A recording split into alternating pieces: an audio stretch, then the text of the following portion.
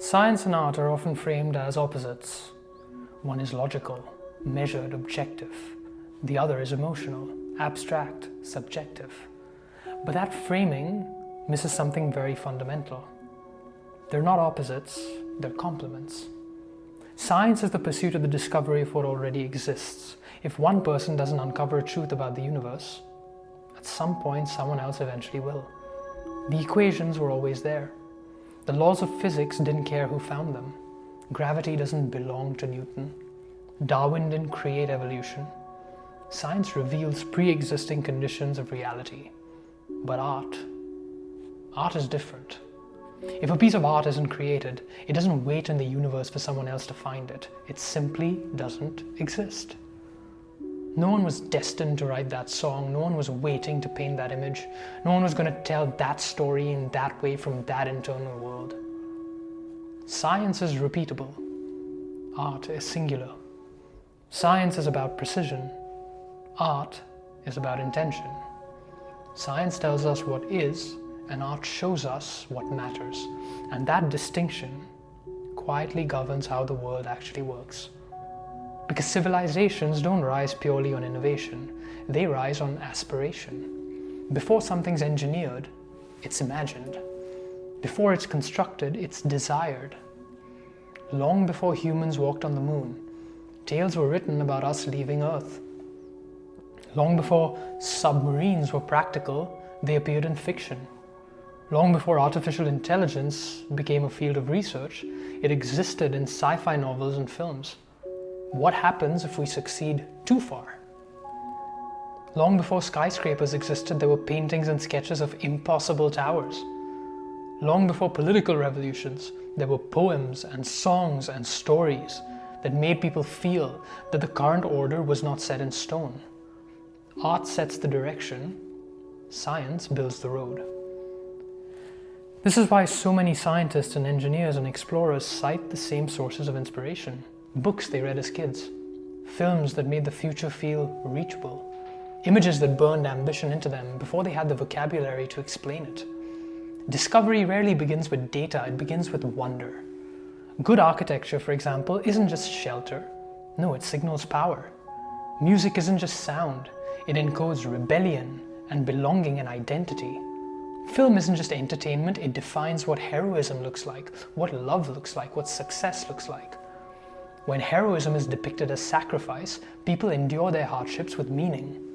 When success is depicted as excess, people chase logos instead of substance. Art doesn't just show us lives, it quietly suggests which ones are worth wanting. And this is why most empires invest in art and why most authoritarian regimes fear it. Because art doesn't merely just reflect society, it conditions it. Which brings us to an uncomfortable question. What kind of art are we conditioning ourselves with now? If you look honestly, vapid lyrics, optimized for short attention spans, predictable stories, flattened to avoid any risk, movies that don't challenge or disturb or elevate, they just pass time, endless reboots, sequels, spin-offs, remakes, not because the work demands it, but because the numbers do. Content engineered to be consumed, not remembered.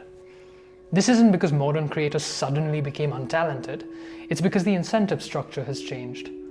When monetary return becomes the primary metric, art stops asking what should we reach for and starts asking what's going to perform. And when that happens, art doesn't just fall apart overnight. It slowly loses altitude because aspiration erodes quietly.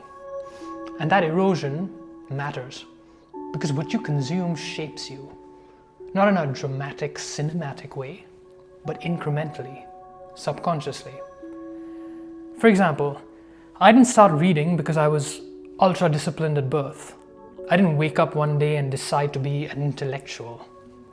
I used to watch Frasier with my parents as a kid, and even as a child, I loved the show, I found it hilarious, but I realized that I didn't understand a lot of the references, so I looked them up. And that eventually led me to books. And that curiosity turned into a habit, and that habit turned into a baseline. It wasn't intended self-improvement, it was just exposure. What you consume conditions what you admire. What you admire trains what you pursue. And what you pursue over time becomes who you are. This is true whether you acknowledge it or not. If you consume art that treats life as shallow, you'll start expecting shallow things from yourself. If you consume stories that reduce meaning to spectacle, you'll start confusing stimulation with fulfillment. This is not moralizing, it's mechanics. So when I create, it isn't just about grabbing attention. It's about exploring questions. Questions I found hard to ignore. Questions about meaning, about direction, about what we're quietly training ourselves to value. Not because I think I have the answers, and not because I think, oh, things used to be better back in the day. Only because exploring these thoughts has helped me see things more clearly. Science will continue advancing whether we understand ourselves or not. Technology will accelerate whether we're emotionally equipped for it or not. Art is the only thing that decides what kind of people we become when we arrive. And if we don't take that seriously, well, then we shouldn't be surprised when the world feels advanced but hollow.